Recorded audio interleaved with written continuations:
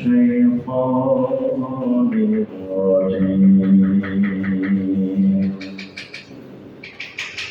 بسم الله الرحمن الرحيم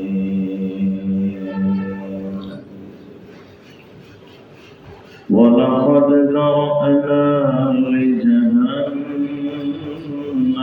كثيرا من الجن والإنس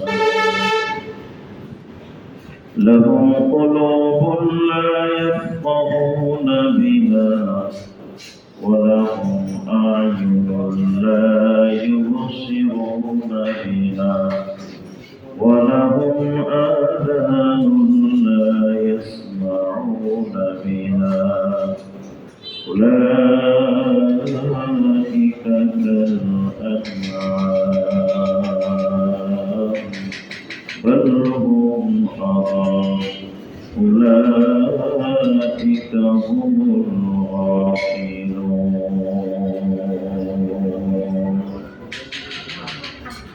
صدق الله العلي العظيم.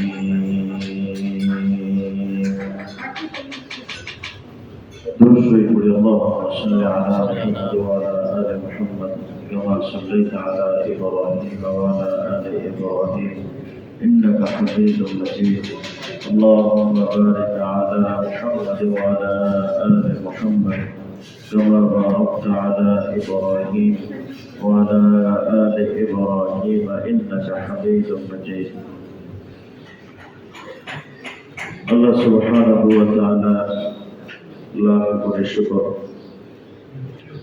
আজকের শোনা মাদ্রাসায় যায় মসজিদে 15 দিন ব্যাপী তাফসীর কোরআন মাহফিলের তৃতীয় দিনের আজকের মহতী প্রোগ্রামে আসার বসার তৌফিক দিয়েছেন জন্য মহানন্দ পাকের দরবারে প্রাণ খুলে শুকরগুজার হচ্ছি। সবাই পড়ি আলহামদুলিল্লাহ।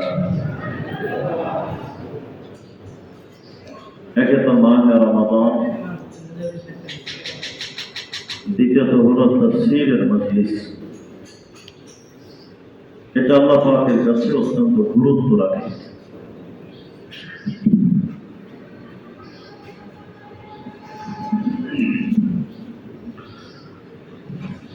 আল্লাহ তাআলা আপনাকে আমাকে যত নিয়ামত দিয়েছেন,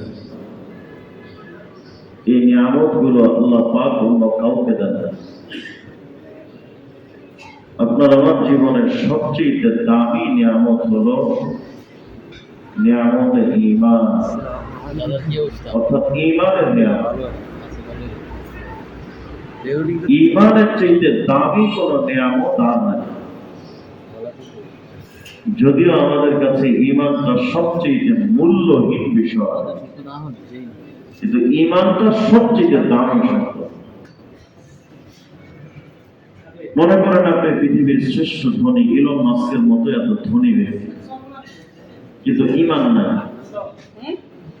অথবা সুপার পাওয়ার আমেরিকার ডোনাল্ড ট্রাম্পের মতো এত প্রভাবশালী, ঈমান নাই। কিয়ামতের ময়দানে আপনার চাইতে বড় অসহায় আর কেউ হবে না। আবার মনে করেন আপনি পৃথিবীর সবচেয়ে অসহায় মিসকিন, সম্পদ নাই, পাওয়ারও নাই, কিন্তু আপনার ভেতরে একটা ঈমান আছে বেলালে হাবশির মতো।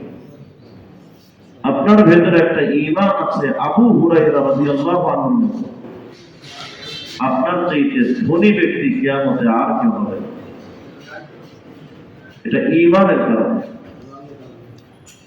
তো ঈমান যে আল্লাহ পাক আপনাকে আমাকে দিলেন, এই ঈমানের কারণে মানুষ কত দামি হয়ে যায়। আত-তারগীব ওয়া তারহীব নামক হাদিসের কিতাব আছে, এটার ভিতরে একটা হাদিস আছে সুনান ইবনে মাজাহ মধ্যে 2332 নম্বর হাদিসটা আছে। হুজুরে পাক সাল্লাল্লাহু আলাইহি ওয়াসাল্লাম একদিন সাহাবায়ে কেরামকে নিয়ে, সাহাবায়ে কেরাম দেখছেন যে নবীজি ইয়াতুফু বিল কাবা, পবিত্র কাবা শরীফ তওয়াফ করছেন। তো কাবা শরীফের দিকে তাকিয়ে হুজুর বলতেছিলেন, সাহাবীরা তোমরা কতই না দামি, মা আযমা, তুমি কতই না মর্যাদা সম্পন্ন।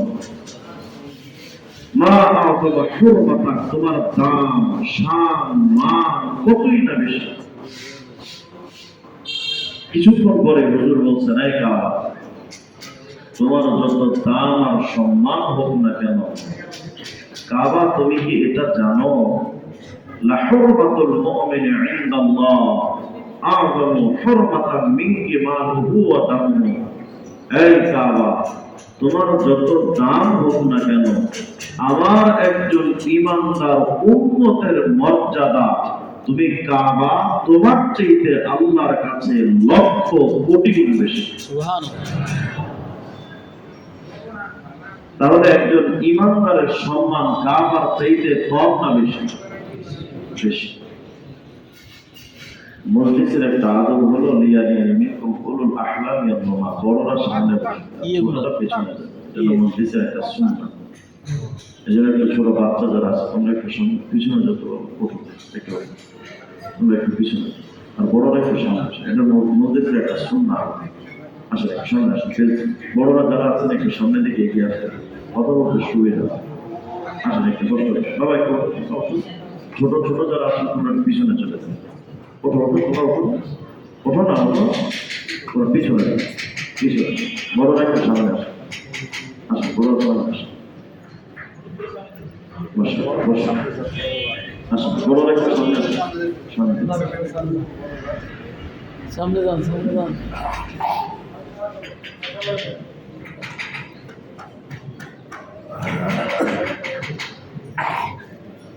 বড়রা একটু সামনে আসে, বসো, আসো, বসো। আল্লাহ আমার ভাইদেরকে কবুল করেন। আজকের মজলিসটাকে আমাদের নাজাতের ওসিলা আল্লাহ পাক হিসেবে কবুল করেন। আশা আশা তো একজন ঈমানদারের সম্মান আল্লাহর কাছে কাবার চাইতে বেশি। হাফেজ ইমাদউদ্দিন ইবনে কাসির রাহিমাহুল্লাহ একটা কিতাব লিখেছেন, আল বিদায়া ওয়ান নিহায়া, খণ্ড 5 95 নম্বর পৃষ্ঠার মধ্যে একটা রিওয়ায়াত আছে। দেখেন একজন ঈমানদারের সম্মান কত বেশি, শুধু কাবার চাইতে বেশি না। ফেরেশতারা একদিন আল্লাহকে বলছিলেন, আল্লাহ খালাকতা বনি আদম, আপনি তো আদম সন্তান মানব জাতিকে সৃষ্টি করলেন, ওয়া আতাইতাহুম আদ-দুনিয়া, পুরো দুনিয়াটা তো আপনি আদম সন্তান মানবকে দিয়ে দিলেন, দুনিয়ার নাজ নিয়ামত যা কিছু আছে সব তো মানব জাতিকে দিলেন।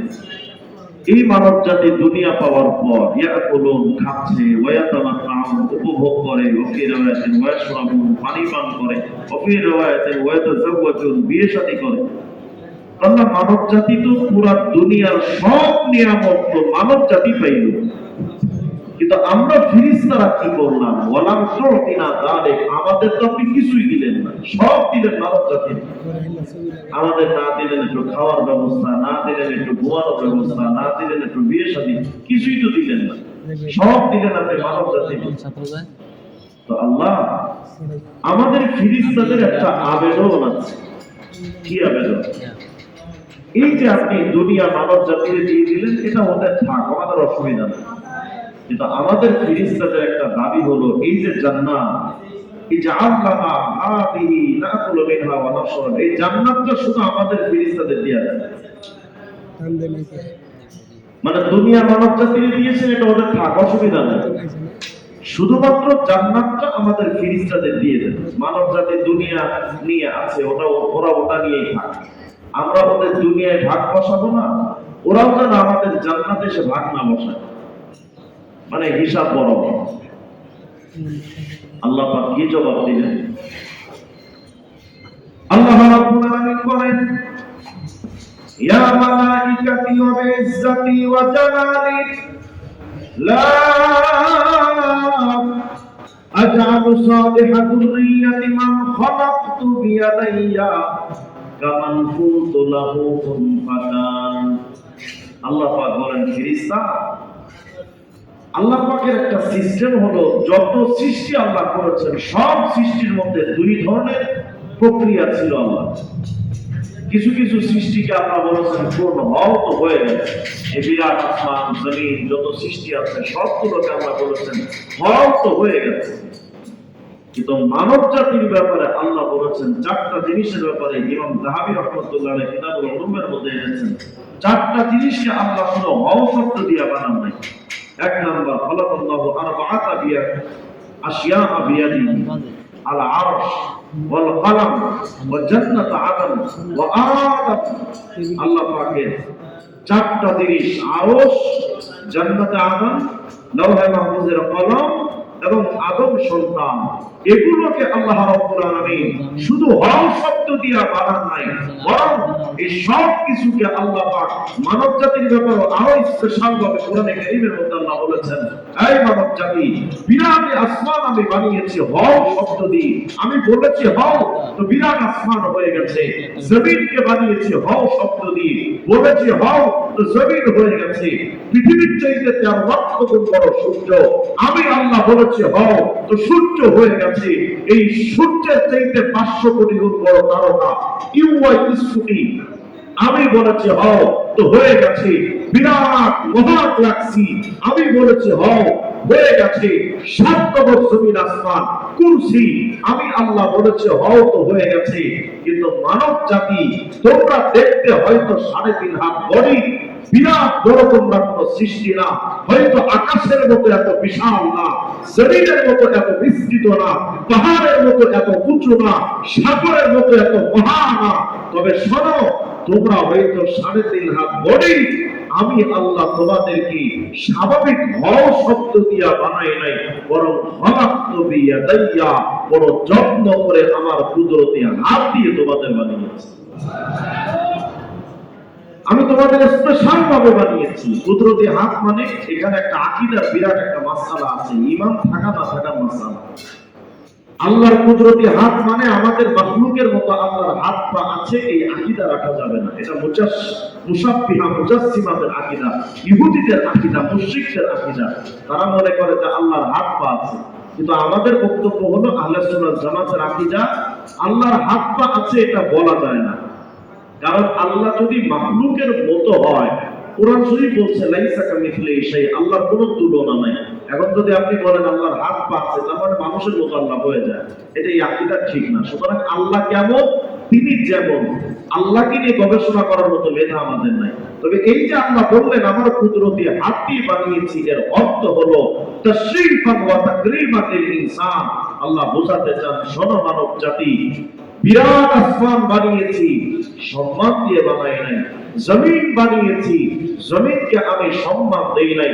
7 কবর জমিন আসমান বানিয়েছি, আমি আল্লাহ সম্মান দেই নাই। কিন্তু তোমাদেরকে আমার হাত দিয়ে বানিয়েছি, এর অর্থ আমি তোমাদেরকে বড় সম্মান দিয়ে সৃষ্টি করেছি। তো ফেরেশতারা যখন আল্লাহকে বলছিলেন যে আল্লাহ, মানব জাতিরে তো আপনি সব দিলেন, আমাদের তো কিছুই দিলেন না, একটা কাজ করেন, আপনি জান্নাতটা আমাদেরকে দিয়ে দেন, মানব জাতিরে দুনিয়া দিয়েছেন, এটা থাক ওদের, আমাদের জান্নাত দিয়ে দেন। আল্লাহ জবাব দিলেন, আল্লাহ রাব্বুল আলামিন বলেন, লা আজালু সালিহান যুররিয়াতি মান খালাকতু বিয়াদাইয়া কামান কুলতু লাহু কুন ফাকান। আই ফেরেশতারা শোনো, তোমরা হয়তো আমি আল্লাহর ইবাদত মুকরামুন সম্মানিত বান্দা, এটা ঠিক, কিন্তু ফেরেশতারা তোমাদেরকেও আমি আল্লাহ বানিয়েছি হও শব্দ দিয়া, বলেছি কোন হও তো হয়ে গেছো।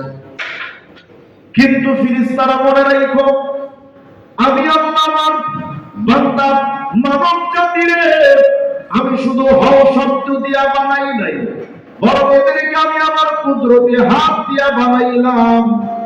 এই ফেরেশতা, আমার এই বান্দাদেরকে আমি আল্লাহ যে সম্মানটা দেব, আমার এই বান্দাদের মধ্যে যারা ঈমানওয়ালা আর নেককারা হবে, আমার এই নেককারা বান্দাদেরকে আমি যেমন সম্মান দেব, এমন সম্মান পশ্চিম কালেও কোনো ফেরেশতারে দেব না। তাহলে একজন ঈমানদার নেককারের সম্মান বলেন তো ফেরেশতাদের চাইতে কম না বেশি? ভালো করে বলছেন, ঈমানদারের সম্মান কাবার চাইতে কম না বেশি? ফেরেশতার চাইতে কম না বেশি? এগুলোকে আমার বানানো না কোরআন হাদিসের কথা? কোরআন হাদিসের কথা। তাহলে আমরা এতটুকু বুঝলাম যে মানুষ ইমানদারের সম্মান ফিরিস্তা এবং কাবার চাইতে বেশি। যে আয়াতটা আমি পড়েছিলাম তাফসীর, যে আয়াতটার আগে আলোচনা করব তাফসীরের আলোচনা, সেই আয়াতটা এবার দেখুন। আগে শুধু মাথায় এতটুকু রাখেন যে একজন ইমানদার নেককারের সম্মান ফিরিস্তার চাইতে কাবার চাইতে বেশি। কিন্তু এই মানুষের মধ্যে আরেক প্রকার মানুষ আছে যাদের ঈমান নাই, তাদের হালতটা কি? সূরাতুল আরাফ 179 নম্বর আয়াত আল্লাহ বলেন, ওয়ালাকাদ যারানা লিজাহান্নামা কাসীরাম মিনাল জিন্নি ওয়াল ইনস লাহুম কুলুবুন লা ইয়াফকাহুনা বিহা ওয়া লাহুম আ'য়ুনুন লা ইউবসিরুনা বিহা ওয়া লাহুম আযানুন লা ইয়াসমাউনা বিহা উলাইকা কাল আনআমি বাল হুম আযাল উলাইকা হুমুল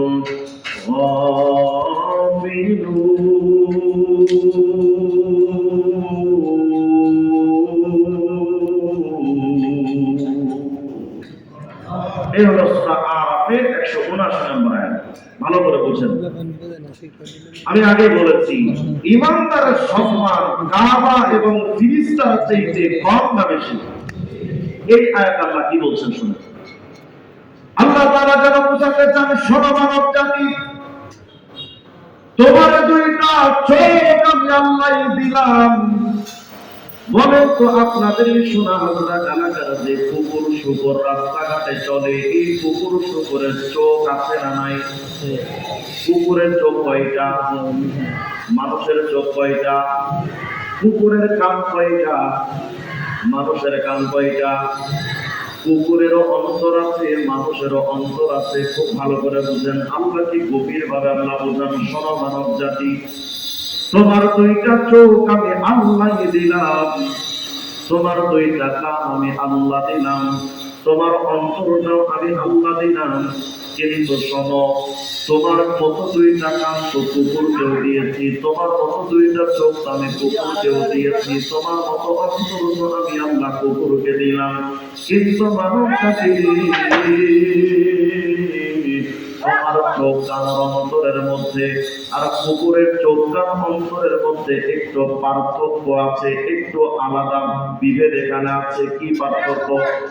আল্লাহ তাআলা বুঝাতে চান, দেখো তোমার যে দুইটা চোখ আমি আল্লাহ দিলাম, তোমার দুইটা চোখ দিয়া তুমি 1 মাসের মেহনত করে তুমি যদি চাও পবিত্র কোরআন শরীফ নিজের চক্ষুটা দিয়া তুমি দেখে দেখে পড়তে পারবা। কিন্তু বলেন তো, আপনাদের এই সোনাহাসরা এলাকার কোন কুকুরকে যদি মদিনা ইউনিভার্সিটিতে পুরা জিন্দেগি পড়ান, তার চক্ষুটা দিয়া এই কোরআন তেলাওয়াত করা কোন কুকুরের পক্ষে সম্ভব? তাহলে বোঝা গেল আপনার আমার চোখের দৃষ্টির মধ্যে আর কুকুরের চোখের দৃষ্টির মধ্যে কোন পার্থক্য আছে না নাই? আপনার আমার কানটা দিয়ে মসজিদের আযান শুনবো, ওযু করে মসজিদে যাব, এই কানের মধ্যে যে স্পেশাল শ্রবণ শক্তির পাওয়ার আর কুকুরের কানের শ্রবণের মধ্যে পার্থক্য আছে না নাই? আপনার এই কান দিয়া মসজিদের আযান শুনে সাড়া দিয়া মসজিদে যেতে পারবেন, কিন্তু কুকুরকে যদি মাইকটা তারা কানে ধরে দেন, বসে আযান দিচ্ছে, এটা সে আওয়াজ শুনবে কিন্তু বুঝবে না। তাহলে বলেন তো, কুকুরের কানের মধ্যে আর আপনার আমার শ্রবণ শক্তি আর কুকুরের পশু পাখির শ্রবণ শক্তির মধ্যে পার্থক্য আছে না নাই? মানুষ, আপনার আমার একটা অন্তর আছে, কুকুরেরও তেমন একটা অন্তর আছে। আপনার আমার অন্তরটা দিয়া কোনটাতে হক আর কোনটা বাতিল, কোনটা সত্য কোনটা মিথ্যা, কোনটা পাক আর কোনটা নাপাক, এটা বুঝবার মতো ক্ষমতা এই অন্তরের উপলব্ধি শক্তিতে আছে না নাই? কিন্তু এই উপলব্ধি শক্তিটা বলেন তো কুকুরের ভেতরে আছে? তার কিন্তু অন্তর আছে, উপলব্ধি শক্তি আছে। যদি উপলব্ধি শক্তি না থাকতো ওরা ধমক দিলে বুঝতো না, ওরা মারলে ব্যথা পেত না। তার মানে উপলব্ধি শক্তিটা আছে। কিন্তু মানব রে, তোমার উপলব্ধি শক্তি আর পশু পাখির উপলব্ধি শক্তির মধ্যে আসমান আর জমিনের একটা তফাৎ। তুমি কোনটা হকের রাস্তা, কোনটা বাতিলের রাস্তা, কোনটা সত্যের রাস্তা, কোনটা মিথ্যার রাস্তা, কোনটা ইনসাফের রাস্তা, কোনটা জুলুমের রাস্তা, তুমি তোমার এই অন্তর দিয়ে অনুধাবন করে করে চলতে পারবা, যেটা কুকুর চলতে পারে না। যে কারণে কুকুর হারাম নাপাক খায়, যে কারণে কুকুর অন্যায় পথে যায়। মানবরে, তোমার অন্তর দিয়া তুমি তো সত্যটা বাছাই করবা, মিথ্যা থেকে দূরে থাকবা, ইনসাফের পক্ষে থাকবা, জুলুম থেকে বাঁচবা, ইমানের রাস্তায় চলবা, গুমরাহের রাস্তা থেকে দূরে থাকবা।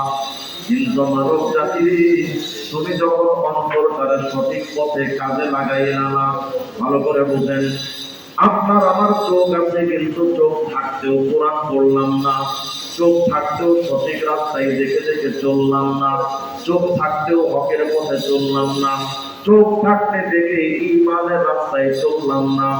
কুকুরে তো চলে না, কারণ কুকুর চোখ থাকতেও আসলে সেই দৃষ্টিটা তার নাই, যে কারণে চলতে পারে না। আপনার আমার ওই দৃষ্টি শক্তি থাকার পরও চললাম না, তো বলেন তো কুকুরের চোখের মধ্যে আর আপনার আমার চোখের মধ্যে তখন পার্থক্য থাকলো কোথায়? কুকুরেরও যেমন চোখ থাকতে দেখে না, আপনি আমি দেখলাম না। কুকুর তার কান কাটিয়া সঠিক রাস্তার কথাটা শুনলো না, হিদায়াতের কথা শুনলো না, কোরআনের কথা শুনলো না। আপনার আমার এই শ্রবণ শক্তি পাওয়ার থাকার পরও ওই কানটা দিয়া হকের কথাগুলো তুমি আমি শুনলাম না, তাহলে কুকুরের কানের মধ্যে আর আপনার আমার কানের মধ্যে তো কোনো তফাৎ রইল না। অন্তরটা দিয়া হক বাতিল বুঝে শুনে চললাম না, কুকুরও চলে না, কারণ তার সেই শক্তি নাই। আপনার আমার শক্তি থাকার পরও যখন চললাম না, আল্লাহ তখন বুঝাতে চান, শোনো, তোমার চক্ষু আর কান আর অন্তর দিয়েছিলাম বুঝে শুনে দেখে চলার জন্য, কিন্তু যখন চললা না, তো আমি আল্লাহ তো মিলায় দেখলাম তোমার মধ্যে আর কুকুরের মধ্যে কোনো তফাৎ রইল না। এই বান্দা, যদি বুঝে শুনে চলতা, তোমার সম্মান ছিল কাবার চাইতেও বেশি, তোমার সম্মান ছিল ফেরেশতার চাইতেও বেশি। কিন্তু যখন তুমি তোমার কান আর চোখ অন্তর দিয়া বুঝে শুনে চললা না, কুকুর শুকর তো চলে না। এজন্য আমি আল্লাহ তোমার ব্যাপারে ঘোষণা দিলাম, লাহুম কুলুবুন লা ইয়াফকাহুনা বিহা। কিছু মানুষ এমন আছে অন্তর থাকতেও তারা উপলব্ধি করে না। ওয়া লাহুম আয়ুনুন লা ইউবসিরুনা বিহা। চোখ থাকতেও তারা দেখলো না। ওয়া লাহুম আযানুন লা ইয়াসমাউনা বিহা। কান থাকতেও তারা শুনে শুনে চললো না। এজন্য আমি আল্লাহ দেখলাম তোমার চোখ কান অন্তরের মধ্যে আর পশু পাখির মধ্যে তফাৎ রইল না। এজন্য আমি আল্লাহ তোমার নামায়া এখন বানাইলাম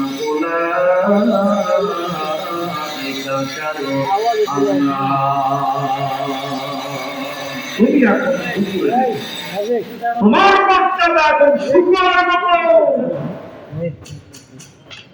বুঝতেছি যে কথা, ছিলাম সম্মানের জায়গায়, কাবার চাইতেও বেশি, ফেরেশতার চাইতেও বেশি। কিন্তু যখন এই চোখ, এই কান, এই অন্তর অকেজ বানিয়ে চললাম, হক বাতিল বুঝলাম না, ঈমান হেদায়েত বুঝলাম না, তখন আপনার আমার মধ্যে পশু পাখির মধ্যে তফাৎ রইল না।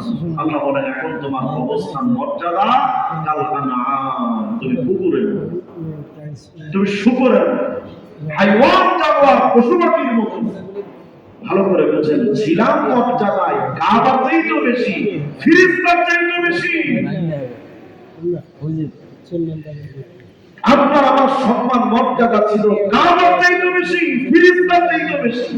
কিন্তু যখন মানলাম না, তখন আপনার আমার মর্যাদা হয়ে গেল কুকুর শুকরের। ভাইরা বলছেন, দুনিয়ার একটা উদাহরণ আপনাদের সামনে পেশ করি। বলেন তো, আপনাদের সোনাহাট্টা এলাকার কুকুরগুলোতে খানা খায়, ওটা কি পাক না নাপাক? বুঝতেছেন তো কথা? এটাকে মাহফিল মনে না করেন, বাস একটা ক্লাস মনে করেন, আমরা একটা ক্লাস বসি। কুকুর শুকরের খানাটা পাক না নাপাক?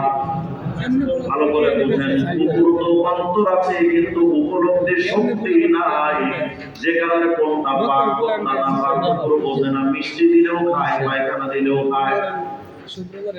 আল্লাহ বুঝাতে চাই ইমানদার মানব জাতিরে তোমার তো একটা অন্তর দিলাম, বুঝে শুনে চলবা তুমি। কিন্তু তুমি যখন সুদের টাকা খাও, ঘুষের টাকা খাও, হারাম টাকা খাও, মানুষের সম্পত্তি লুটে ফুটে যখন খাও, তোমার হারামটাও তো নাপাক। কুকুরের খাবার নাপাক, হারাম করে তোমার খাবারটাও তো নাপাক। তাহলে বোঝা গেল হারাম খোরের মধ্যে আর কুকুরের মধ্যে আসলে বাস্তবেও থাকে না কোনো তফাৎ। দেখতে মানুষের মতো কিন্তু কাজকর্মের মধ্যে কুকুর শুকুর হার মানিয়ে দেয়।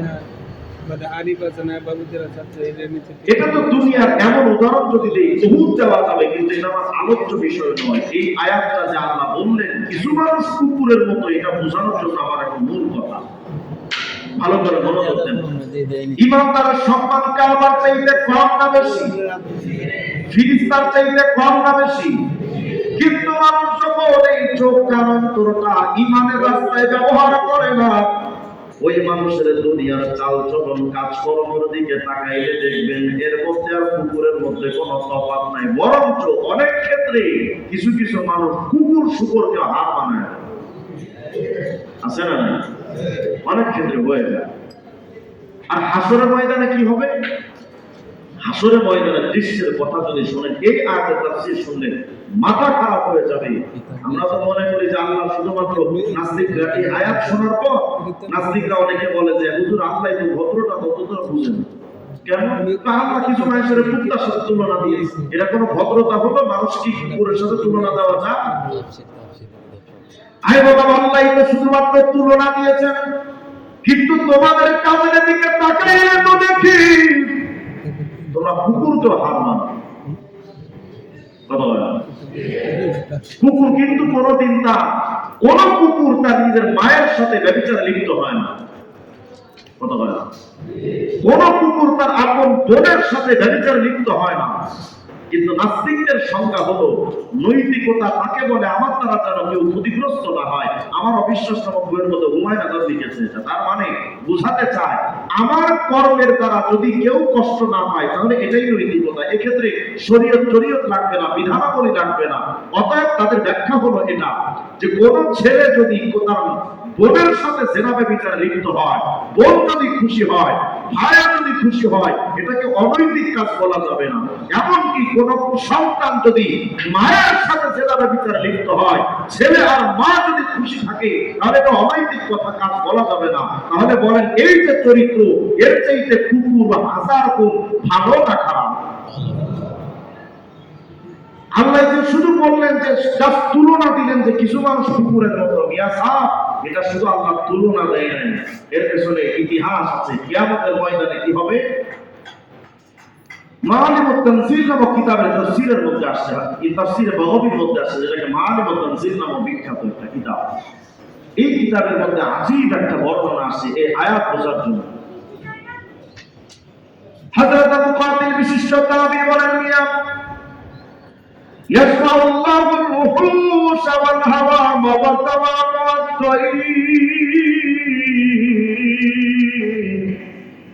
কিয়ামতের ময়দানে সমস্ত পশু পাখিকে কিয়ামতের ময়দানে হাজির করা হবে। আমরা তো মনে করি কিয়ামতের ময়দানে শুধু মানুষের বিচার হবে, পশু পাখির বিচার হবে না। কে বলেছে আপনার? কিয়ামতের ময়দানে ওয়াইদা নুহুশু হুশিরা, কিয়ামতে প্রত্যেকটা পশুকেও আদালতে কিয়ামতে দাঁড় করানো হবে, বিচার হবে। কি বিচার? হযরত মুকাতিল বলেন, ফায়ুকদা বাইনাহুম, পশু পাখির মধ্যে কিয়ামতের ময়দানে একটা বিচার হবে। ওই বিচারটা হবে হাত্তা ইউতাসালিল জামা'i মিনাল কারনা। কিয়ামতের ময়দানে পশু পাখির নামাজ রোজা হজ যাকাতের হিসাব নাই, কোন আমলের হিসাব নাই। কিন্তু কিয়ামতের ময়দানে পশু পাখিদের একটা বিচার হবে, সেটা হলো জুলুমের বিচার। কিসের বিচার? জুলুমের বিচার। কি বিচার হবে? কিয়ামতে আল্লাহ পাক বলবেন, এই সিংহওয়ালা পশু দাঁড়া। যারা দুনিয়াতে হৃষ্টপুষ্ট শক্তিশালী সিংহওয়ালা পশু ছিল, আল্লাহ বলবেন দাঁড়া দাঁড়া। আর জীর্ণ শীর্ণ দুর্বল রুগ্ন অসুস্থ পশুকে আল্লাহ বলবেন, এই তুমি একটু দাঁড়াও। তো দাঁড়াবে। সিংহওয়ালাকে আল্লাহ বলবেন, এই এদের দুর্বল, দুনিয়াতে কয়বার হামলা করছিলি, কত? আল্লাহ জীবন আমি এদের ফিরেও তাকায় না। কি বুজুর্গ হবে না? আল্লাহ খাঁটি বুজুর্গ, জিন্দা বলে রুগ্নটা তারা তাকায় তুই আল্লাহ ঠাড়া মারা মিথ্যা কথা নয়। আমার 333 বার গুটানো আছে দুনিয়া। আল্লাহ বলবেন, এই দুর্বল, তুমি আজকে পাওয়ারফুল হয়ে যাও, আর শক্তিশালী পাওয়ারলেস হয়ে যাও। মুহূর্তের মধ্যে শক্তিশালী পশুটা দুর্বল রুগ্ন হয়ে যাবে। দুনিয়াতে যেমন ও রুগ্ন ছিল, আর দুর্বলটা ওর মতো শক্তিশালী হয়ে যাবে, পুরা উল্টা। ভাবতেছেন আমি তখন পাওয়ারফুল, আমার এখন দল ক্ষমতা। ভাবতেছেন যে আমার শরীরে তো অনেক শক্তি, আমি পরিবারের বড় ভাই। ভাবতেছেন আপনি স্বামী, বউ তো পরের ঘরের পরের মেয়ে আপনার ঘরে আসছে, আপনার ঘরে তো থাকে, আপনি পাওয়ারফুল। আল্লাহর কসম করে বলি, শক্তিশালীরা আসলে পাওয়ারলেস থাকে, বোঝে না। দুর্বলরা আসলে শক্তিশালী থাকে, এটা দেখা যায় না। কারণ শক্তিশালী আর পাওয়ারফুল ওয়ালাদের কাছে থাকে টাকা আর ক্ষমতা, আর দুর্বলদের সাথে থাকে স্বয়ং আমার আল্লাহ। অর্থাৎ দুর্বল দেখলে হামলা করতে নাই, দুর্বল দেখলেই তাকে আঘাত করতে নাই, চিন্তাই করতে নাই। আল্লাহ বলবে, নাই শক্তিশালী তুই পাওয়ারলেস হয়ে যা, মুহূর্তের মধ্যে পাওয়ারলেস হয়ে যা। আল্লাহ বলবেন, দুর্বল তুই শক্তিশালী হয়ে যা। 333টা কোথা মারছিল না তোরে দুনিয়ায়? তুইও আজকে হুবহু তোরে যেমনে মারছে তুই কেমনে মার। একেবারে দুনিয়াতে যেই স্টাইলে জুলুম করেছিল সেই স্টাইলে ফেরত দেওয়া হবে। ভাইরা, এটা মাথায় রাখেন। পশু পাখির নামাজ রোজা হজ যাকাতের হিসাব নাই। ও হজে গেছে কিনা হিসাব নাই, যাকাত দিয়েছে কিনা হিসাব নাই, নামাজ পড়েছে কিনা হিসাব নাই। কিন্তু জুলুম এত মারাত্মক অপরাধ যে পশু পাখিরও ছাড় হবে না। এজন্য জুলুম থেকে বেঁচে থাকা দরকার। তো এদের মধ্যে যখন বিচার আচার শেষ হয়ে যাবে, এরপরে আল্লাহ সমস্ত পশু পাখিকে হাজির করে বলবেন, এই পশু পাখিরা হাসরের ময়দানে শোনো, আনা খালাকতুকুম ওয়া সাখখারতুকুম লিবানি আদম। পশু পাখিরে, আমি আল্লাহ তো তোমাদের সৃষ্টি করেছিলাম এই মানব জাতির সেবা করার জন্য। দুনিয়াতে যত পশু পাখি জীবজন্তু আছে, এগুলো সব কিন্তু আমাদের সেবা করার জন্য আল্লাহ পাঠিয়েছে। কোনো না কোনো ভাবে তারা আমাদের সেবা করে। আল্লাহ পাক বলেন, পশু পাখি দুনিয়ায় আমি তোমাদের সৃষ্টি করেছিলাম এই মানব জাতির সেবা করার জন্য।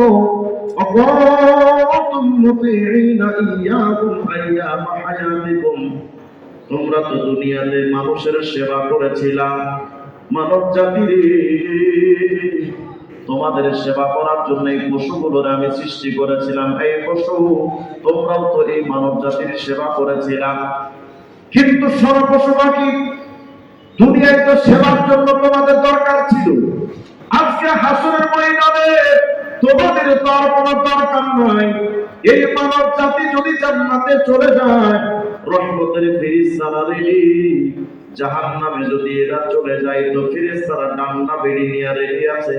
অতএব এদের জন্য এখন ফেরেশতারা যথেষ্ট, তোমাদের তো আর দরকার নাই। অতএব পশু পাখিরে, তোমাদের এক হিসাব কিতাব যখন ক্লিয়ার হয়ে গেল, এখন একটা কাজ করো। তোমরা কি করবো? আল্লাহ, ফারজিউ ইলাল্লাযী কুনতুম কুনু তুরাবা,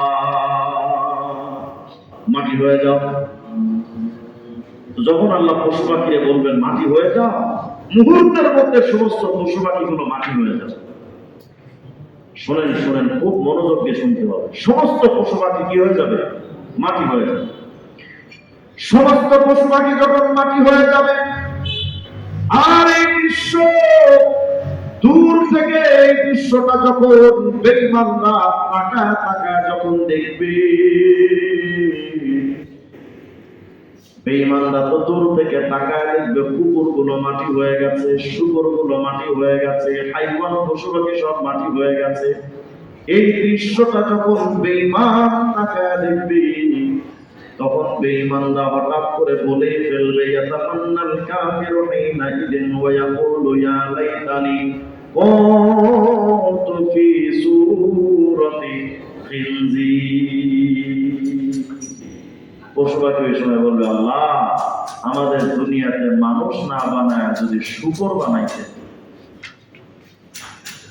আল্লাহ আমাদেরকে দুনিয়াতে মানুষ না বানিয়ে যদি কুকুর বানাইতেন কতই না ভালো হতো। আজকে হাসরের ময়দানে আমি বেঈমান হয়ে উঠেছি, কত শাস্তির মধ্যে আছি, সামনে তো জাহান্নাম, কিন্তু এই কুকুর শুকর মাটি হয়ে গেছে, ওদের তো আর শাস্তি নাই, জাহান্নামেও যাওয়া লাগবে না, ওরা একেবারে ফিনিশ হয়ে গেল। আমি যদি কুকুর শুকরের মতো হতাম তাহলে আমিও তো ফিনিশ হয়ে যেতাম, আমার আর শাস্তি ভোগ করা লাগতো না। বুঝতেছেন কথা? আল্লাহ যদি কুকুর শুকর হইতাম, আমি ওই যে আয়াতটা বোঝানোর জন্য এনেছিলাম, ইমানদারের সম্মান তো ফিরিস্তার চাইতে বেশি, কিন্তু বেঈমানদের অবস্থা কুকুর শুকরের মতো। এই যে এখন হাসরের ময়দানে বেঈমানরা শুকর হতে চায়, কুকুর হতে চায়, আল্লাহ আমাদেরকে জ্ঞান দুনিয়াতে মানুষ বানাইলেন, শুকর যদি বানাইতেন, কুকুর যদি বানাইতেন, তাহলে আজকে আমরা ফিরিস হয়ে যেতাম, আমাদের হিসাব দেওয়া লাগতো না। কি কঠিন অবস্থা হাসরের ময়দানে। আপনি ভাবতেছেন যে হুজুর শাস্তি তো হাসরের ময়দানে, বেঈমান এমন কথা বলবে কেন? শাস্তি তো জাহান্নামে, হাসরে তো শাস্তি নাই। কে বলেছে আপনাকে হাসরের শাস্তি নাই? হাসরের শাস্তি কত কঠিন শাস্তি হবে জানেন? সৌদি আরব মক্কাতে গেছেন কে? একটু হাত তোলেন তো, মক্কায় গেছে মাশাআল্লাহ, অনেক মানুষ হাত নামান, আপনারা জানাবেন। মক্কার রাস্তাঘাটে এই দুপুরবেলা খালি পায়ে হাঁটা সম্ভব? বলে সম্ভব? কেন? এত পরিমাণ মারাত্মক গরম, কোন মানুষের পক্ষে খালি পায়ে মক্কার মাটিতে পিচের উপরে হাঁটা সম্ভব না। এমনকি কাবা শরীফের যে চত্বর, এটাও তো বিশেষ প্রক্রিয়ায় পানি স্প্রে করে এরপরে ওই ফ্লোরগুলোকে ঠান্ডা রাখা হয়, এত মারাত্মক গরম।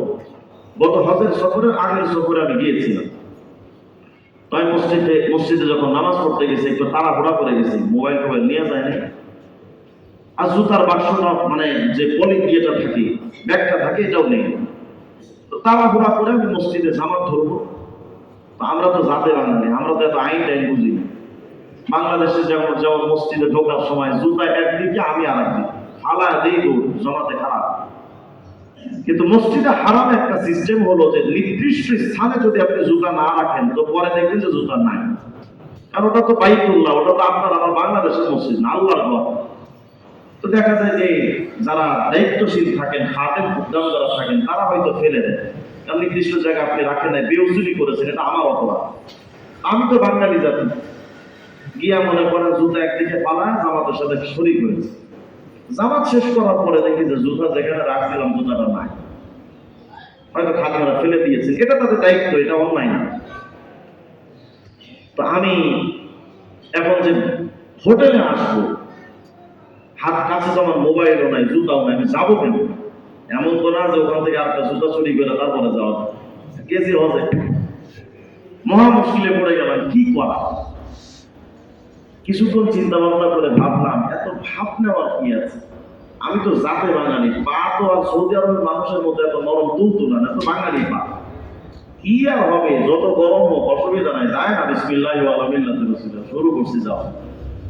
বিশ্বাস করেন, আমি যে যখন যাচ্ছি একেবারে বাঘের গতিতে যাচ্ছি, 10 সেকেন্ড যাওয়ার মধ্যেই এই মহাসিংহটা বিড়াল হয়ে গেছে। এত পরিমাণ মারাত্মক গরম,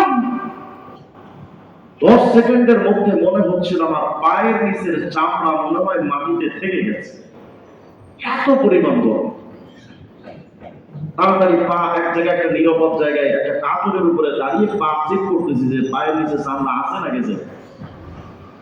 এত পরিমাণ গরম, অত্যন্ত সেফটিতে আস্তে দিয়ে 2 পা 5 পা করে করে তারপরে একটা হোটেলে এসে একটা জুতা নিয়ে পরে আমার হোটেলে আসছে। ওই দিন আমি কল্পনা করতেছিলাম, আরে মক্কার এই জমিন থেকে সূর্যের দূরত্ব 15,14,00,000 কত দূর? পৃথিবীর জমিন থেকে সূর্যের দূরত্ব কত? 15,14,00,000 দূর। এখান থেকে ঢাকার দূরত্ব 100 কিলোমিটারও না, 50 কিলোমিটারও না। অথচ ঢাকা এখান থেকে কত দূর মনে হয়? অথচ পৃথিবীর জমিন থেকে সূর্যের দূরত্ব 15,14,00,000 কিলোমিটার। কত দূর! শুধু তাই নয়, বিজ্ঞানীরা অনেক তথ্য দিয়েছেন, ওই সূর্যের আলোটা সরাসরি পৃথিবীতে আসে না, এর মাঝখানে হাজার রকমের প্রোটেকশন আছে। এই প্রোটেকশন গুলো ছেদ করে করে করে করে তারপরে এই সূর্যের তাপ দুনিয়াতে পড়ে। এই তাপের অবস্থা যদি মক্কার মাটির অবস্থা এই হয়, আল্লাহর হাবিব বলেছেন কিয়ামতের ময়দানে তুদনা শামস, সূর্যটাকে মাথার কাছে আনা হবে। শুধু এই স্বাভাবিক সূর্য না, এই সূর্যের মধ্যে 10 বছরের আলো তাপ আরো বৃদ্ধি করা হবে, মাথার কাছে আনা হবে। বিকদরি মিল, 1 মাইল অথবা সুরমাদারির কাঠি বরাবর একেবারে মাথার উপরে যখন সূর্যটা চলে আসবে, হায় হায় বেঈমানদের মাথার তালুর কি অবস্থা! হায় হায়, যে সূর্যটা এতটা কাছে, পায়ের নিচের মাটির কি অবস্থা! আল্লাহর হাবিব বলেছেন কিয়ামতের ময়দানে মানুষ যে দাঁড়াবে, পায়ে জুতাও থাকবে না, গায়ে কাপড়ও থাকবে না। কি কঠিন অবস্থা হবে কিয়ামতের ময়দানে! এই শাস্তিটা সহ্য করতে না পেরে অনেক সময় মুসনাদে হাকিমের মধ্যে হাদিস আসছে, এক পর্যায়ে তো বেঈমানরা বলেই বসবে, ওয়া আল্লাহ লিইরসালিকা বি ইলান নার আইসারু আলাইয়া মিম্মা উলকি, আল্লাহ প্রয়োজনে আপনি আমাদেরকে জাহান্নামে দিয়া দেন, আল্লাহ তবুও এই হাসরের আযাব থেকে আমাদেরকে বাঁচায়া দেন। আল্লাহ প্রয়োজনে আমাদেরকে জাহান্নামে আগে দিয়া দেন, এই হাসরের আযাব থেকে বাঁচায়া দেন। হাসরের ময়দানের আযাবটা কত কঠিন হলে পরে বেঈমানরা প্রয়োজনে জাহান্নামে যেতে চাইবে হাসরের আযাব থেকে বাঁচার জন্য। এই কঠিন শাস্তির মধ্যে যখন বেঈমানরা থাকবে, বেঈমানরা তাকায় দেখবে ওই যে কুকুরগুলো মাটি হয়ে গেছে, শুকরগুলো মাটি হয়ে গেছে, গরু ছাগল হাঁস মুরগি মাটি হয়ে গেছে। বেঈমানরা তখন কি বলবে? এটা সূরা নাবার শেষ আয়াত 40 নম্বর আয়াতের মধ্যে আল্লাহ তাআলা বলছেন, ইয়াউমা ইয়ানদুরুল মার'উ মা قدمت يداه ويقول الكافر يا ليتني كنت ترابا বেঈমানরা বলে ফেলবে রব্বুল আলামিন দুনিয়াতে আমাদের মানুষ বানাইছো, আমাদেরকে কেন তুমি মানুষ বানাইছিলা, কেন আমাদেরকে তুমি কুকুর শুকর বানাইলা না? গো আল্লাহ, যদি কুকুর শুকর বানাইতা আজকে তাদের মতো আমরা মাটি হয়ে যেতাম, আমাদের আর এই কঠিন শাস্তির মধ্যে থাকা লাগতো না। কিন্তু আল্লাহ গো, যখন মানুষ বানাইছো, আজকে হাসরের ময়দানে আমাদের একটা আবেদন হলো, আল্লাহ তুমি আমাদেরকে ইয়া লাইতানি কুনতু তুরাবা, আমাদেরকে মাটি বানায় দেন, কুকুর শুকরের মতো আমাদেরকে মাটি বানায় দেন। ওই যে সূরা আরাফের 180 নম্বর আয়াত, আল্লাহ বলেছিলেন বেঈমানরা কুকুর শুকরের মতো। এই যে বেঈমানরা কোন কুকুর শুকরের মতো হতে চায়, আল্লাহ গো আমাদেরকে কুকুর শুকরের মতো আজকে মাটি বানায় দেন। আমরা আর মানুষ থাকতে চাই না, আমাদেরকে মাটি বানায় দেন। মাটি মাটি বলে যখন চিল্লাবে, হযরত আবু হুরায়রা বলেন ওই সময় মাটির অটোমেটিক মাটির জবান খুলে যাবে। মাটি ওই সময় ঘোষণা দিবে, আরে বেঈমান লা ওয়া কারামাতা ফি জালিকা মাফালি, আরে বেঈমান সাবধান, মাটি হতে চাস না, আমি মাটির একটা ইজ্জত আছে, আমার একটা দাম আছে। আরে বেঈমান তোর তো দামই নেই। বুঝতেছেন কথা? একজন ইমানদারের সম্মান ফেরেশতার চাইতে বেশি, আর বেঈমান তোর মর্যাদা তো মাটির মতো না, সাবধান, তুই আমি মাটির মতো হতে চাস না, আমি মাটির একটা দাম আছে, তো দামই নেই, মাটি বলতে থাকবে।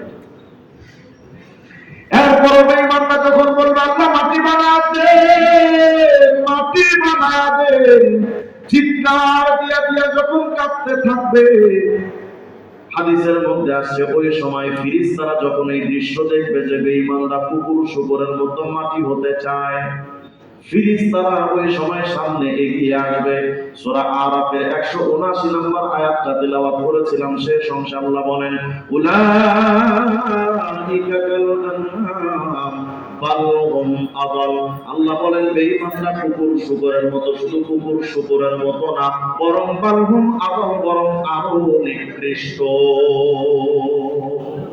আরো জঘন্য। কেমনে হবে জঘন্য? আরো হাদিসের মধ্যে আসছে কিয়ামতে যখন বেঈমানরা বলবে আল্লাহ মাটি বানায় দেন, মাটি মাটি বলে যখন চিল্লাবে, ওই সময় ফেরেশতারা সামনে আসবে। ওই যে কুকুর শুকর থেকে যে মাটি হয়েছিল, মনে আছে তো আপনাদের? ওই যে কুকুর শুকরকে আল্লাহ বলেছিলেন মাটি হয়ে যাও, ওই মাটিগুলো যে হয়েছিল, এই মাটিগুলো ফেরেশতারা হাতের মুঠোর মধ্যে নিবে। ওদিক তাকায় দেখবে বেঈমানরা কয় আল্লাহ মাটি বানায় দেন, মাটি মাটি বলে যখন বেঈমানরা চিল্লাবে, ফেরেশতারা ওই মাটি হাতে নিবে, যেই মাটি কুকুর শুকর থেকে হয়েছিল, ওই মাটিগুলো হাতের মুঠোর মধ্যে নিয়া উকবিলা যালিকা তুরাবিলা উজুহিল কুফফার, ওই মাটিগুলো হাতের মধ্যে নিয়ে ফেরেশতারা বেঈমানদের মুখে এভাবে ছুঁড়ে মারে। এজন্য সূরা বাকারা 38 থেকে 41 নম্বর আয়াতে আল্লাহ বলেন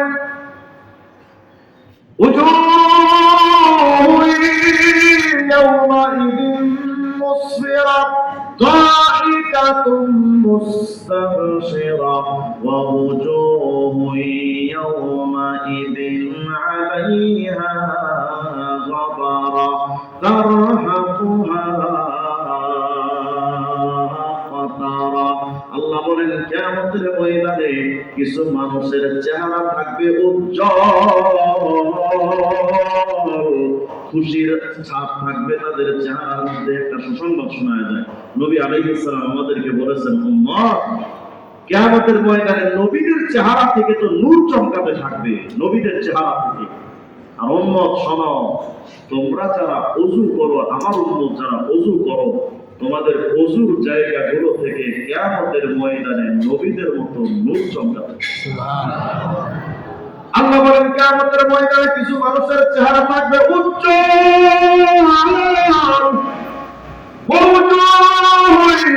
ইয়াওমাইদিন আলাইহা গাবারা।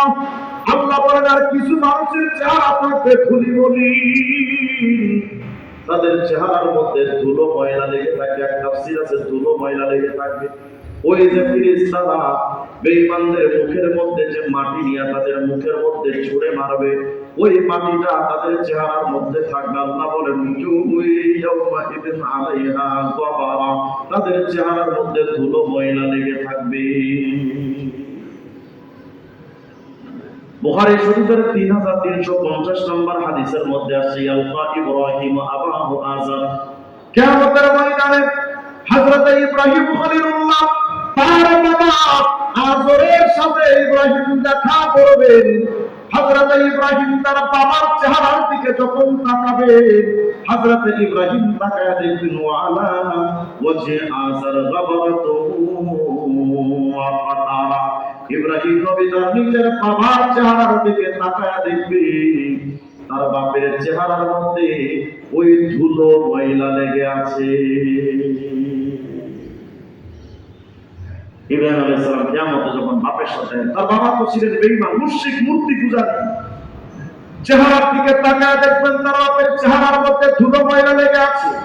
কোন ধুলো ময়লা? ওই যে একটু আগে ফেরেশতারা আসছে, তার বাবা তো বেঈমান, ধুলো ময়লা লাগছে, চেহারার মধ্যে ধুলো ময়লা লেগে আছে। ইব্রাহিম খলিলুল্লাহ নিজের বাবা আযরের দিকে তাকায় দৃশ্যটা যখন দেখবেন, হযরত ইব্রাহিমকে লক্ষ্য করে তার বাবা আযর বলবে ইব্রাহিম আমারে আজকে কিয়ামতে একটু বাঁচাও, আমি একটু বাঁচতে চাই, আমার একটু বাঁচা নাও না রে ইব্রাহিম, আল্লাহর কাছে একটু বলো না। হযরত ইব্রাহিম বলবেন, আপু আলাম আকুল্লাকা আল্লাহ তাসিনি, আমি কি দুনিয়াতে বলি নাই যে আপনি আমার অবাধ্য হবেন না? আমি যা বলি আপনি আমার কথা মানেন, আপনি তো আমার কোনো কথা শুনেন নাই। আপনি যদি আমার কথা আপনি মানতেন, আজকে কিয়ামতের ময়দানে এই দৃশ্য আমার দেখা লাগতো না। আপনি তো আমার কথা মানেন নাই।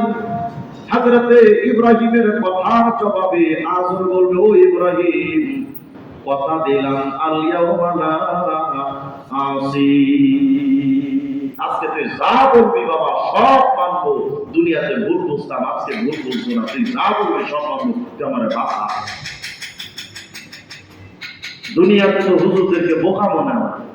হ্যাঁ, দেখবেন স্কুল কলেজ ইউনিভার্সিটিতে পড়ার পর, মাস্টার ডিগ্রি পাস করার পর হুজুরদের দিকে তাকাইলে মোটামুটি একটু বলদ মনে হয়। দাড়ি রাখছে, টুপি মাথায় দিয়া করে, পাঁচলে গায়ে ওর ভাবছেন পুরান যুগের মানুষ হুজুরদেরকে বোকা মনে হয়। হ্যাঁ, চান্দু তুমি দুনিয়াতে যতটুকু বুঝো এই মেধা, আলহামদুলিল্লাহ তোমার মেধার মধ্যে মাদকের মিশ্রণ আছে, আমাদের মেধার মধ্যে কোনো মাদকের মিশ্রণ নাই। আমাদের মেধাটা ক্লিন ফ্রেশ। কোনটা বোকামি আর কোনটা বুদ্ধিমত্তার পরিচয় এটা আমরা বুঝি। টুপি মাথায় দিলে একটু চাচা চাচা লাগে, এটা বুঝি আমরা। দাড়ি রাখলে একটু চাচা চাচা লাগে, এটা বুঝি। ক্লিন শেভ করলে একেবারে আলট্রা মডার্ন দেখা যেত, এটা বুঝি আমরা। কিন্তু তুমি যে নিজেকে বুদ্ধিমান মনে করো, আমার হাবিব মুহাম্মদ রাসূলুল্লাহ বলেছেন, আল কাইয়িসু মান দানা নাফসা ওয়া আমিলা লিমা বাদাল মাউত। আর বুদ্ধিমন্ত সে যে নিজেকে চেনে। তুমি যদি নিজেকে চিন্তা স্ত্রীর গোলামি করে, প্রেমিকা আর ফ্রেন্ড সার্কেলের গোলামি করে, তালিকা তো তুমি তোমার স্ত্রীর গোলাম, তুমি তোমার প্রেমিকার গোলাম, তুমি তোমার ফ্রেন্ড সার্কেলের গোলাম, তুমি সমাজের গোলাম। তুমি যে নিজেকে আলোচনা মডার্ন বানাচ্ছ, বিশ্বের মানুষের কাছে তুমি তাল মিলিয়ে চলো, তুমি ইউরোপ আমেরিকার গোলাম। আর আমি নিজেকে চিনি, আমি আল্লাহ ছাড়া কারো গোলামি করি না, আমি আল্লাহর গোলাম। নিজের বুদ্ধিমান মনে করো, দাড়ি কাটো, ক্লিন শেভ হয়ে চলো। আর হুজুরদেরকে বোকা মনে করো। আখিরাতের সঞ্চয় যারা না করতে চায় বোকা মনে করো। তোমাদেরকে যদি জিজ্ঞেস করি বুদ্ধিমান কি, আপনি বলবেন ফিউচার নিয়ে ভাবে যে সেই বুদ্ধিমান, মানে যৌবন বয়সে বুড়াকালের জন্য কামায় নাও তবেই তুমি বুদ্ধিমান। আর আমার নবী বলেছেন, আরে এটা তো সাময়িক বুদ্ধিমত্তার পরিচয়, আর চূড়ান্ত বুদ্ধিজীবী হলো তারা ওমান আমিলা লিমা বাদাল মাউত, চূড়ান্ত ফিউচার আখিরাতকে নিয়ে যারা সঞ্চয় করে তারাই প্রকৃত বুদ্ধিমান। অর্থাৎ নিজেদেরকে এত বুদ্ধিমান মনে করেন।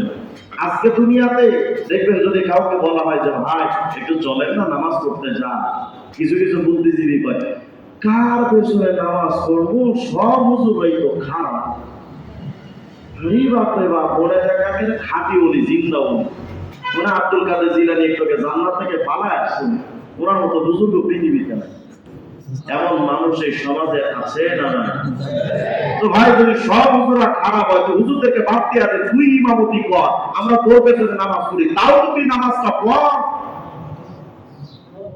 কথা বলে নামাজ পড়ার খবর নাই, হুজুরদের ভুল ধরে না। এত বুদ্ধিজীবী হওয়া উচিত না। শয়তান বুদ্ধিজীবী হওয়ার কারণে শয়তান আল্লাহর দরবার থেকে বিতাড়িত হয়েছে। আল্লাহর বিধানের সামনে বুদ্ধিমান হওয়া উচিত না। হ্যাঁ, হুজুররা হয়তো টাকাওয়ালা কম, যে কারণে টাকাওয়ালারা হুজুর গরিব হুজুরকে মানতে চান না। হয়তো আপনার মতো ইংলিশ ঠুসঠাস হুজুররা বলতে পারে না, এজন্য হুজুরদেরকে মানেন না। আপনার ওই টাকা, আপনার ওই ইংলিশ দিয়ে তো আখিরাত চলে না। ওগুলো দিয়ে তো আখিরাত চলে না। খবরের জিন্দেগির প্রশ্নের উত্তর তো ইংলিশ আর বাংলা দিয়ে চলে না। অতএব দ্বীনের ক্ষেত্রে হুজুরদেরকে গুরুত্ব দিতে শেখেন, আখিরাতের ফায়সালা ভালো হবে ইনশাআল্লাহ। ইনশাআল্লাহ। আমাদের সমাজে কিছু কিছু লোক আছে দেখবেন, এদেরকে যদি বলি ভাই নামাজটা পড়েন, আবার কিছু লোক আছে কয় হুজুর আমরা শরীয়ত মানি না। কি মানো? কারণ মারে বাপ না। আরে বাপরে বাপ, কত বড় হুজুর চিন্তা করছে, উনি শরীয়ত মানেন না, মারে বাপ মানে। আচ্ছা বলেন তো, মেডিকেল কলেজে পড়া ছাড়া কেউ কি ডাক্তার হতে পারে? কথা বলেন। হতে পারে, কিন্তু হাতুড়ি ডাক্তার। ওই ডাক্তার দিয়ে ভালো কিছু আশা করা যায় না। যদি কেউ মেডিকেল কলেজে প্র্যাকটিক্যালি প্র্যাকটিস করে না করে, সে যেমন ডাক্তার হতে পারে না। মারেফাতের জন্য শরীয়ত ছাড়া পশ্চিম কালেও মারেফাত হাসিল হয় না। মারেফাত কাকে বলে? ইসলামের টোটাল বিধানের নাম হলো শরীয়ত। এই শরীয়ত মানতে মানতে মানতে মানতে এক সময় অন্তরে একটা নূর তৈরি হয়। এই নূর যখন তৈরি হয়, তখন মানুষ আল্লাহর জিকির করলে পৃথিবীর সবকিছুর চাইতে মজা পায়। এই যে নূরটা তৈরি হয়, এটা হলো মারেফাত। আচ্ছা বলেন তো, এই যে নূর তৈরি হয় কিসের মাধ্যমে? বলেন বলেন, কিসের মাধ্যমে? শরীয়ত মানার মাধ্যমে। এখন শরীয়ত ছাড়া যদি কেউ মারেফাতি দাবি করে, ও কি শিক্ষিত নাকি মূর্খ? ওকে হক না ভণ্ড? ডাক্তার হতে গেলে মেডিকেল কলেজ আগে শর্ত, কোন অভিজ্ঞতা সম্পন্ন ডাক্তার আগে শর্ত। ডাক্তারের অভিজ্ঞতা ছাড়া, প্র্যাকটিস ছাড়া যেমন ডাক্তার হওয়া যায় না, শরীয়ত ছাড়া পশ্চিম কালেও মারাফত হাসিল করা যায় না। মারাফতকে যারা দাবি করে শরীয়ত বাদ দিয়া, এরা এই সমাজের ইসলাম বিদ্বেষী এবং এই সমাজের সবচেয়ে বড় ভণ্ড। এরা মানুষ